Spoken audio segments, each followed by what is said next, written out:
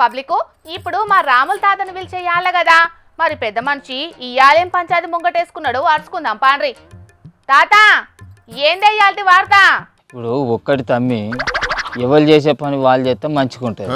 ఇప్పుడు నేను చేసే పని నువ్వు చేసే పని నేను చేస్తే దానికి రేవుతా ఉంటుందా? ఎవరు చేసే పని వాళ్ళు చేస్తే దానికి ఒక అందం సందం అనేది ఉంటుంది. ఇక గొట్టాలు ఉన్నాయి కదా అని ఇష్టం ఉన్నట్టు మాట్లాడతాం, ఇష్టం ఉన్నట్టు అడుగుతాం అని అంటే పండబెట్టి తొక్కుడు అవుతుంది. ఈ గొట్టం అయితే ఆన్ చేసి లేగా మరి మంచిగా ఉండదు. ఇప్పుడు మీరు ఏ ముచ్చట అడగాలనో నిక్కచ్చిగా నిజాయితీగా అడుగుర్రి, నేను దానికి సూటిగా మంచిగా ఓపికతో సమాధానం చెప్తా. సరేనా? ఇక చాలు చేద్దాం మరి. ఓ పెద్ద మనిషి ఆ మైకులు ఆన్ చేసి ఉన్నాయి, నువ్వు మాట్లాడే మాటలు అందరికి వినబడుతున్నాయి కానీ ఇంతకీ తమరు రెండు పార్టీల కండువాలు మెడలేసుకొని ఏం చెప్పాలనుకుంటున్నారో ముందుగా అది చెప్పండి రాములు గారు. చెప్పేది ఏమున్నది తమ్మి, నేను ఎప్పుడు ఏ పార్టీలో ఉన్నా కూడా ఊరి బాగు కోసమే పనిచేసి, అప్పుడు అధికారంలో ఉన్న పార్టీలో ఉండి కూడా ఊరు కోసమే కష్టపడ్డా, ఇప్పుడు అధికారంలో ఉన్న పార్టీలో ఉన్నప్పటికీ కూడా ఊరు బాగు కోసమే ప్రయత్నం చేస్తాను. అది ముచ్చట. మెడలా రెండు పార్టీల కండువాలు వేసుకొని మాగా మాట్లాడుతున్నావు గానీ ఇంతకీ తమరు ఏ పార్టీలు ఉన్నట్లు అది చెప్పుండ్రే. నేను ఏ పార్టీలు ఉన్నా అనేది మీరే చెప్పాలి. ఆగో బయటకు ఒకటి చెప్పబడుతుంది, లోపల ఒకటి గులవబడుతుంది. నువ్వు ఏ పార్టీలు ఉన్నావు అనేది మాకెట్లే తెలుస్తుంది చెప్పు.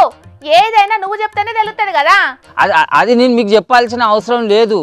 నేను ఏ పార్టీలో ఉన్నా అనేది ఈ రెండు పార్టీల అధ్యక్షులకే చెప్తా. వాళ్ళే నేను ఏ పార్టీలో ఉన్నా అనేది తెలుసుకుంటారు, తెలుసుకోవాలి, వాళ్ళే జనాలకు చెప్పాలి. అంతేగాని నేను మీకెందుకు చెప్తా? చెప్ప నేను అసలే చెప్పా.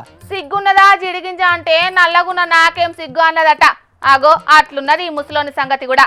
అధికారం ఏడుంటే ఆన్నే వాళ్ళే నీకు ఇసొంటి మాటలు మాట్లాడేటందుకు ఇజ్జత్ అనిపించలేదా ముసలడా? రాజకీయంలో సిగ్గు ఇజ్జతి ఈనం మానం అన్ని చంపుకొని పని చేస్తేనే నెగ్గగలుగుతాం. అరే ఎవరో ఏమో అంటారని చెప్పి ఇజ్జతికి ఇంత నుంచి ఇవతలకి వెళ్ళకుండా ఉండేది ఉంటే నన్ను యాది పెట్టుకుంటారానే? వాళ్ళు ఎప్పుడో మర్చిపోదురు నన్ను.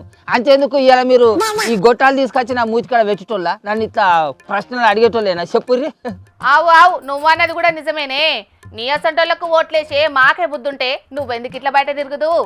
సరే గాని గత సర్కార్ హయాంలా మీ ఎమ్మెల్యే సార్ దగ్గరికి పోయి మండల అధ్యక్ష పదవి కావాలని బతిమలాడితే ఇచ్చినట్ట కాదే, నిజమేనా? చూడతామే, నేను ఎవ్వరిను బతిరాలే. వాళ్ళే నా మంచితనాన్ని చూసి రాములు నీ సేవలు పార్టీకి అవసరం, నీ అనుభవాలు కూడా మన పార్టీకి అవసరం అని చెప్పి బతిలాడి వాళ్ళు నాకు ఆ మండల అధ్యక్ష పదవిని అప్పచెప్పి, అంతే తప్ప కానీ నేను ఎవ్వల కాళ్ళు మొక్కలేదు, నేను ఎవ్వల పైరోగులు చేయలేదు, నాకు ఈ పదవి అని చెప్పేసి అని కూడా నేను ఎవ్వలను బతిలాడలేదు. మరి నువ్వు వాళ్ళ కాళ్ళ ఏలు మొక్కితేనే నీకు ఆ పదవి వచ్చిందని మీ ఊళ్ళో కొంతమంది బండబూతులు తిడుతున్నారు కాదే, దానికి ఏమంటావు చెప్పు? నాకు కూడా బండబూతులు తిట్టుడు వచ్చు. మురికి మాటలు మాట్లాడు ఇట్లా పోటీ పెట్టించేది ఉంటే రాష్ట్రంలో నా అంత మురికి మాటలు మాట్లాడేటువంటి మొగోడు ఇంకోడు ఎవ్వరు నా మీదకి పోటీకి రాడు. ఎందుకేనా? ఎందుకంటే నేను కూడా ఈ మురికి కొంపదాలనే పుచ్చిన.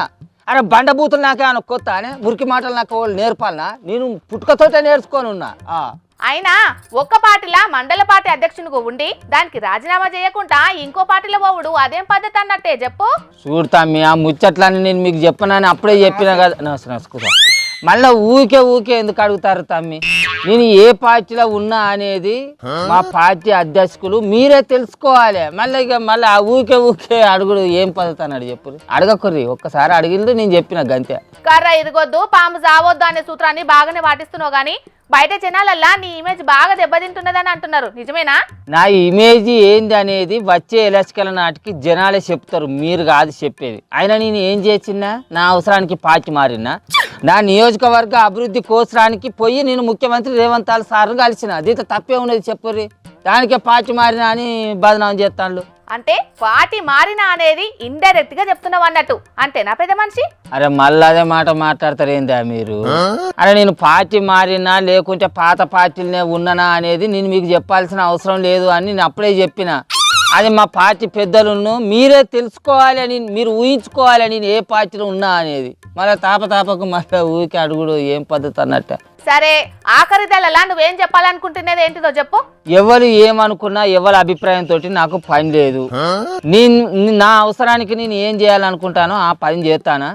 ఎలక్షన్ నాటికి నాకు ప్రజలతోటి పని ఉంటుంది. అప్పటి వరకు వాళ్ళ కాళ్ళే మొక్కుతానో ఏళ్ళే మొక్కుతానో అదంతా మీకు అవసరం లేదు. ఊరికే తాపకు నన్ను గెలకక్కుర్రి, నన్ను వచ్చిన ముచ్చట్లు అడగక్కుర్రి. సరేగా మరి నాకు పని ఉన్నది, సెలవు, నమస్తే, జై మా పార్టీ. కాదయ్యాల మన పార్టీ మీటింగ్ ఉన్నాయట, ఎవరింట్లో ఉన్నదో మళ్ళా ఏమో పోంబా. ఇగో ఇప్పుడు గిట్లనే ఉన్నదోలా కొందరు లీడర్ల పరిస్థితి. ప్రజలు ఓట్లయితే గెలిచిన నాయకులు కూడా ఏ పార్టీలో ఉన్నామో చెప్పుకోలేని పరిస్థితిలో ఉండడం మాత్రం చిత్రమే అనిపిస్తున్నది.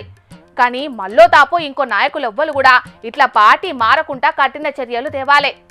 ఏదన్నా పదవులున్నోళ్ళు పార్టీ మారిన నాడే ఆ పదవి పోయేటట్టు కొత్త కానూన్ తేవాలే అంటున్నారు ఇంకొందరు మేధావులు. చూడాలి మరి అసొంటి కానూన్లు ఎప్పటి వరకు వస్తాయనేది.